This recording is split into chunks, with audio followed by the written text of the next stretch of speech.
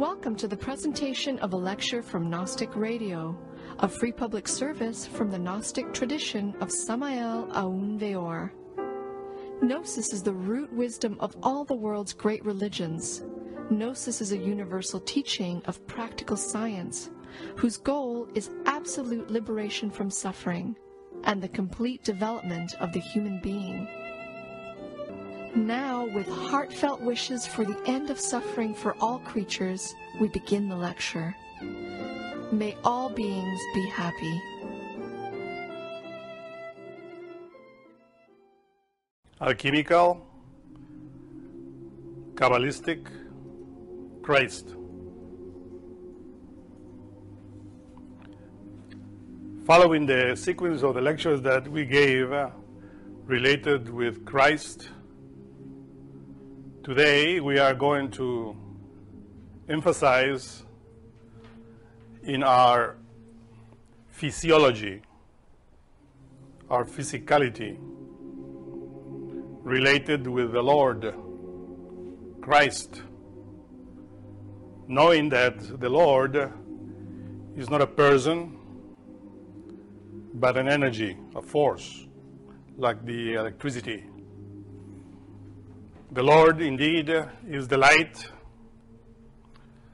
that is filling the endless space within which we find also that substance that is called the mother, that Gurdjieff in his books named Eternokrilno, in which in the Hinduism is named the Akasha, the substance that contains the light, or that is fecundated by the light. The law of the Lord, which is the first law, that says, I am the light, I am the life, I am the path, relates to it. That's why we quoted two paragraphs of the Gospels. The first one that we read is, and he said to them all.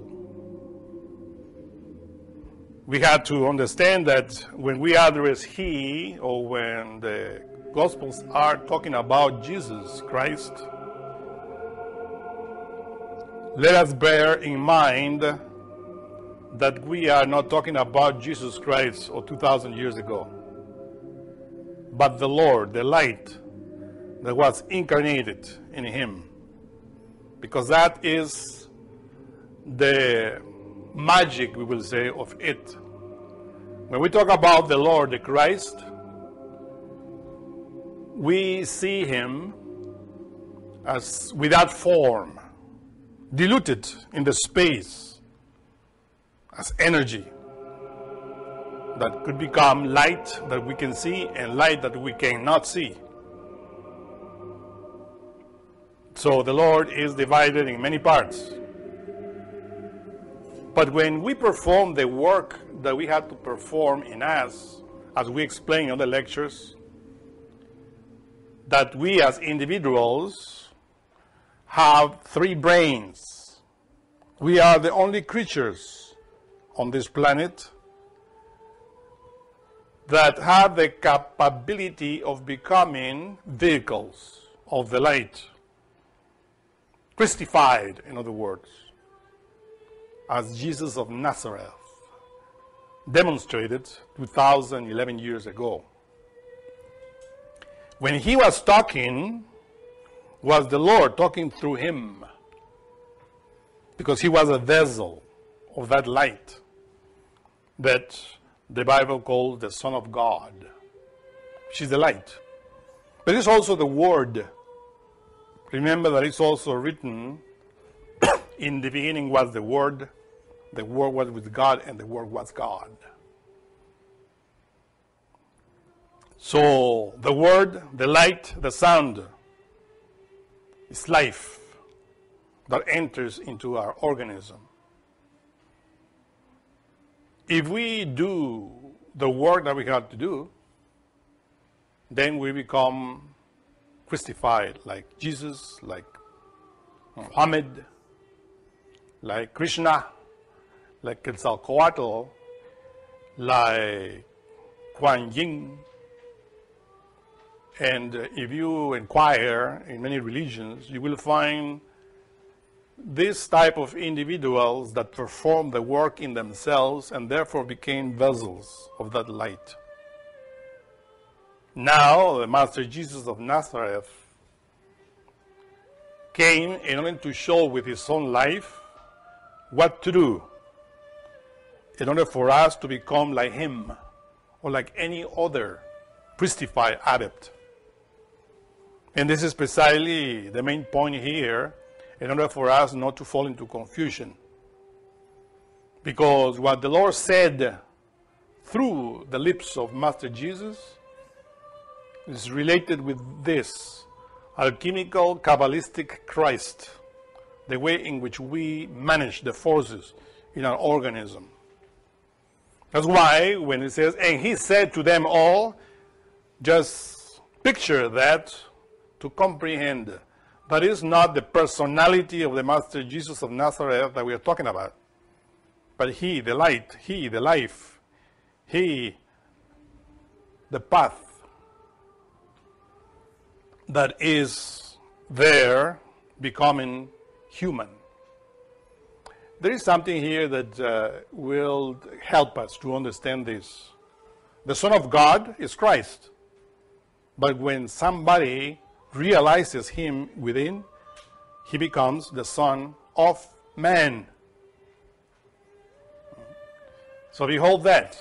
The Son of Man is that man, manas, that human being that crystallizes him. So being he universal, cosmic, becomes human, and that is the Son of Man. So he said, if any man will come after me, let him deny himself and take up his cross daily and follow me. You see, we are going to explain about this taking of the cross daily. Not every week, but daily. And if we take this statement Kabbalistically, we have to address the 7 days of Genesis. Daily means the 7 days of Genesis. So that is to take up the cross daily. You see, we have to emphasize here the word up. No down. Up. The cross, the stauros in Greek, is symbolized by a pole. But the stauros, in order to be vertical, has to be inserted in the ectase. The ectase was like a pedestal on which the stauros was inserted in order to hold it.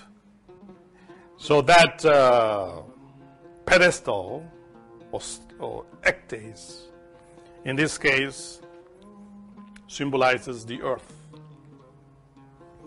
The earth itself, as we explain, is Malkut, the kingdom in Kabbalah, which is feminine. When we inserted the stauros in the earth, we are crossing the stauros in the earth. We are making the cross. In this case, if you visualize the horizontal line is the earth, which will make the cross of Peter, the apostle, which was inverted. It is because the stauros represents the phallus, and the earth represents the vagina. It's a phallic symbol. People are scandalized when they discover that the cross is a phallic symbol. So therefore, some of these sects of this day and age, they pray or they preach that the Lord was not crucified on a cross because it's a symbol of the phallus and the vagina, but in the stauros, they said, which is a vertical pole, without realizing that the stauros, in order to be vertical, has to be inserted in the earth. And that is a crossing, it's a cross. So no matter what they want to do, in order to avoid the cross is always present there. Because the Lord is activated through the cross. In other words, through the masculine and feminine forces, positive and negative forces, in order for the third to emerge from the union of the two. That's why you find that in the cross, which is the ectes and the stauros, is the human being crucified, because that is the outcome of the cross. The phallus, the stauros of our father, penetrated the earth, our mother. In many lectures we say that the physical body represents Malkut, the kingdom, the earth, and is feminine. It is true. But if we want to visualize the earth humanly represented, then we find the woman. It has more of the earth than the male. Because within her womb, which is inside her body, is where the life is built. In the same way, when the solar light penetrates the earth, enters into the center, and from it emerges with life, which ripens the fruits of the earth, with life to all the seeds. This is called the resurrection of the Lord, according to the drama. So that's why it is stated that if we want to enter into the kingdom of heaven, we have to go into the ninth sphere. That ninth sphere is the ectes, where the Lord penetrates in order to give life to the planet. So when the man penetrates the woman, he is entering into her particular individual ninth sphere inside. That is to enter into the ninth sphere. Or as others say, to go into hell in order to steal the fire from the devil. There are many symbols related with this cross. Talking about the water, you know, that is the crossing of 3 atoms, 2 of hydrogen and 1 of oxygen. 2 is always feminine, 1 is always masculine. When they penetrate, they wet joint, then when they cross, they make the water. So we can see the cross in symbol in many ways. So that's why it is stated that we had to take up our cross daily. Meaning that this crossing of forces, because the Lord emerges from the cross. That's why he's hung on the cross. And as we explained in previous lectures, that he is between 2 thieves. That's why he says, and he that taketh not his cross and followeth me, or after me, is not worthy of me.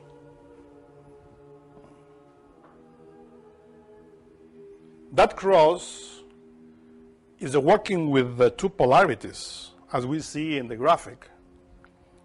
The crossing of what we call in Hinduism, Ida and Pingala. The left and the right in our physicality or physiology. Because from the combination of the 2 forces, the light emerges. When you unite one negative wire with one positive, you have light. The Lord is the light. But the light has different levels,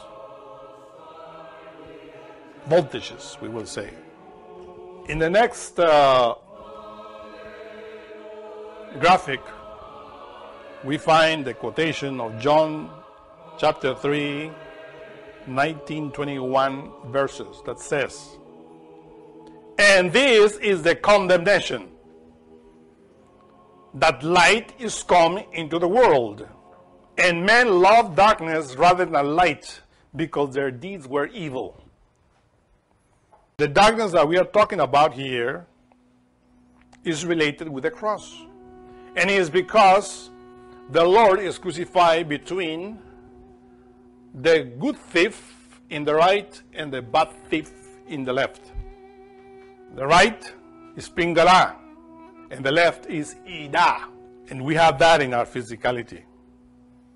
Pingala is related with the head, with the brain, with Adam. But Ida relates to the woman, Eve, the sexual organ. Because remember that Eve is called the mother of the living. Without Eve, without a sexual organ, we cannot procreate or multiply. So the thief in the left is related to Eve, and the one in the right to Pingala. But both of them work with the two polarities because they are on the cross, in the stauros. And in the middle is the Lord. The light, like saying, to my right, there are people that work with the light, and to the left is people that work with the darkness. Now the point is the earth. Remember that the stauros is inserted in Malkut, in the earth. And what is inside the earth, psychologically speaking? The infra dimensions, called Klipoth. That's why, if you look at the graphic number 7, you find exactly Malkut in the coccyx. And beneath it is Klipoth, the infernal worlds. And above it is the tree of life, the spinal column. The energy of the Lord that descends from above, from the Ains of Or, which is the solar absolute, through the ray of creation, goes down into Klipoth, thanks to Ida, which is governed by the moon. Because Klipoth is governed by the moon. It is written that after the fall of Adam into Klipoth, he had two wives, Lilith and Nahema. Lilith is called night, that's the darkness that this verse is talking about. People love more darkness than light, because when the individual fornicates, when the individual ejaculates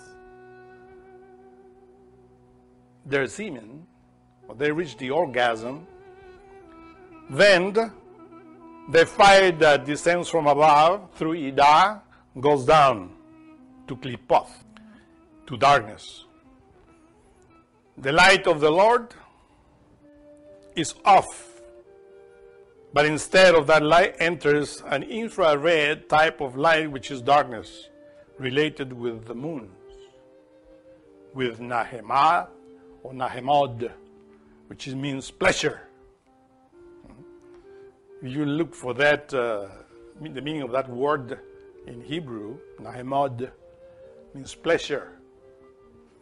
Pleasure of what? Pleasure of the sexual act, of course, like animal. The light of the Lord then descends and forms the tail that comes from Malkut down, Klipoth. That is darkness.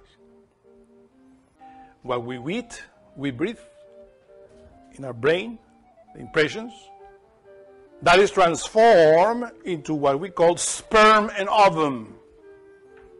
The seed in our human seed is where the Lord, as light, as life, is in our organism.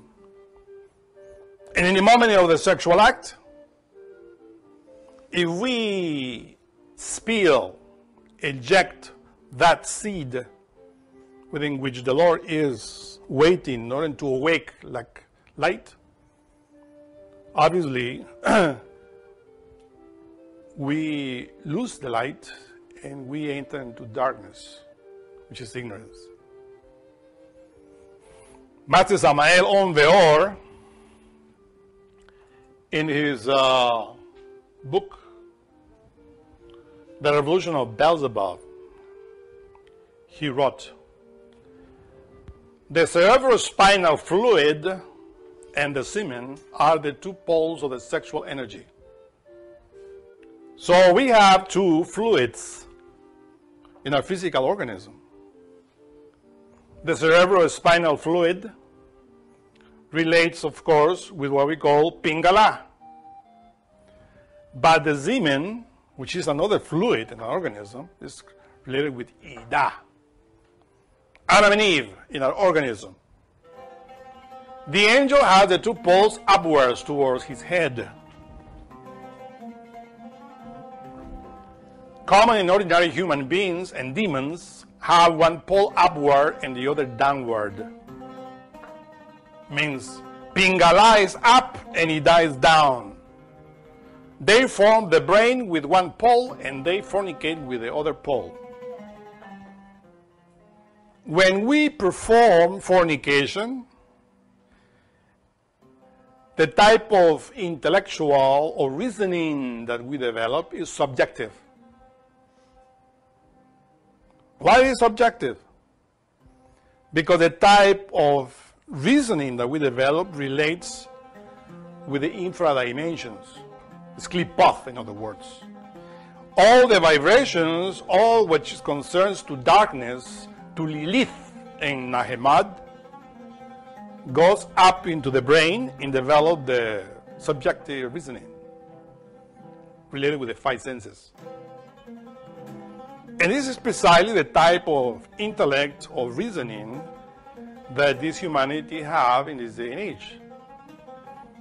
The more they fornicate, the more they develop the subjective reasoning. The Kundalini of the angel goes upwards, yet the demon's kundabuffer goes downwards. When the angel, or in other words, when that human being transmutes the sexual energy, when it extracts alchemically the light which is in the sperm and in the ovum, then the light emerges in the Shushumna, which is the spinal medulla. You see, Pingala is the father, Ida is the mother, and Shushumna is the son. The fire of Shushumna is the one that awakens the seven churches, the seven chakras. But when the individual, instead of transmuting, fornicates, practices the animal sex, like everybody knows, then that light goes down and activates the seven lower chakras, or the lower abdomen, which Muhammad talks about. Says there are the seven doors of hell. We will say are the seven going down in the tail. Seven lower chakras. There are many individuals that know how to activate those chakras and become, as they said between quotations, psychic,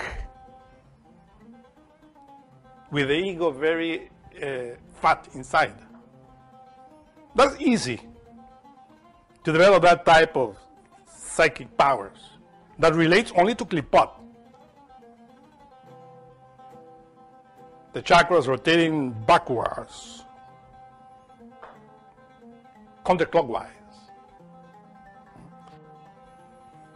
That's why certain individuals develop the intellect, but when they discover esotericism, they start practicing black tantra, which is practices of sexual magic with ejaculation, with orgasm, without renouncing the animal, because they love more darkness than light. So therefore, they become thieves of the left. Individuals that know about Tantra, that know about the cross, the mystery of the two polarities in the physical body, but they awake in the negative aspect, to klipot. And that's why it is very clear there in the second graphic that the Lord says, and men loved darkness rather than light because their deeds were evil. Their sexual deeds were related with klipot. It is easier to awake in that way than in the positive way. For everyone that does evil, fornicates, hates the light, neither comes to the light, lest his deeds should be reproved. Because when you work in this path of the cross, in order to awake the Kundalini, the Sushumna, the Son of God within you, then of course you have to fight. Because the first command of the Lord that says, whosoever wants to come after me, deny himself. To deny oneself is to deny our own animality. That's not easy. It's easier to love darkness than to light. But when you do that, when you start performing what it has to do with the cross, and then you understand that your previous deeds were evil. That's why after that he says, but he that does truth comes to the light, that his deeds may be made manifest, that they are worked in God. When we love the truth and we want to become vehicles of the Lord, obviously our deeds of the past are shown when we start working with the light. And the light sees that we were fornicators, adulterers, and with all the defects and vices within. So our deeds, our evil deeds, are shown clearly. That's why when we enter into this path, we are not presuming of saints, that we are holy and that you are evil because we are doing this. No. Because we are awakening the light of the Lord in the positive manner, we are aware of our evil, of our ego that we have within. And that presently we are always in front of the lights, and the light sees that. And that's why we had to deny ourselves through the techniques that we know, meditation, in order to walk ahead. But those that are loving the darkness, they don't want to show all their deeds to be reproved by the light. Those are those people that, knowing this path, they think that they will enter into heaven while fornicating. Just because they believe in what is written in the Gospels, they will go into the rapture with the subjective reasoning that they fortify with their fornication. They believe, as Pharisees, that will enter into heaven. And that's precisely the point, because they don't want to go into the light, into the right path. And that's why the thief in the left says, if you are really the Son of God, descend from the cross. What is that statement?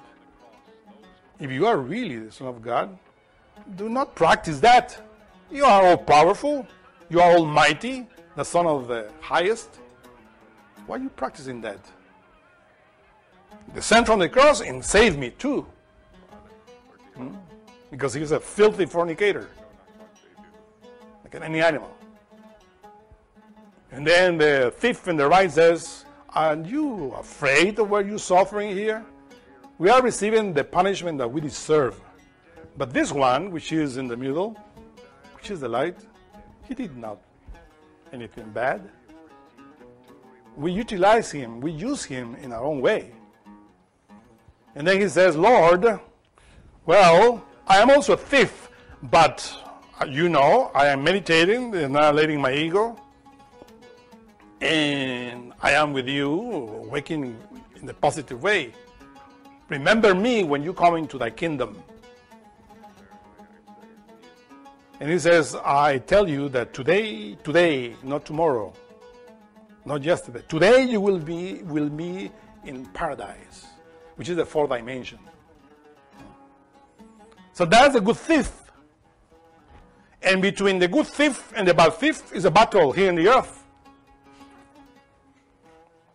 The bad thief is always accusing the good thief. He's a stealer, a plagiarist, etc., etc., etc. And of course, the good thief is always teaching how to go on the right path. But followers of the bad thief are many, millions. There's an eternal battle between the two of them. And in the middle is the Lord. Because the bad thief, in order to be a bad thief, he has to steal the energy of the Lord in order to fornicate. Because the energy enters into the physical body every day. Of what we eat, while we breathe, while we think. It's always there. We are bad thieves, for sure. Nobody here will say, oh, I am a good thief. Maybe you're starting to be a good. But in order to be really a good thief, the bad thief has to be annihilated completely. And that's a good, it's a long work. You're not going to annihilate the bad thief, which is your lust, in one day, 1 week, or 1 month, or 1 year. It takes a process of comprehension, because that bad thief is called lust in us. That has many psychological aggregates. This is what we have to realize. Whether we are in the left path of a fornicator, the good thief is always inside, but doing nothing. But if we take the right path of the good thief, which is the path of the cross of transmuting the sexual energy, then we have to fight against the bad thief. Because he's inside of us. And those people that fortify the bad thief, well, will mock us, will ridicule us in different ways. We have to walk ahead.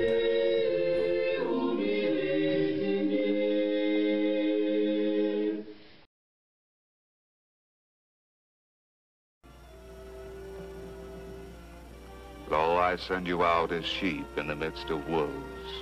So be wise as serpents and innocent as doves. Beware of men, for they will deliver you up to the councils and flog you, and you will be dragged before governors and kings for my sake, to bear testimony before them. What you are to say will be given you in that hour, for it is not you who speak, but the Spirit of your Father speaking through you. So have no fear of them. For nothing is covered that will not be revealed, or hidden that will not be known. What I tell you in the dark, utter in the light, and what you hear whispered, proclaim upon the housetops. And have no fear of those who kill the body and cannot kill the soul. Are not 2 sparrows sold for a penny? And not one of them will fall to the ground without your Father's will. Yet you are of more value than many sparrows. He who does not take his cross and follow me is not worthy of me.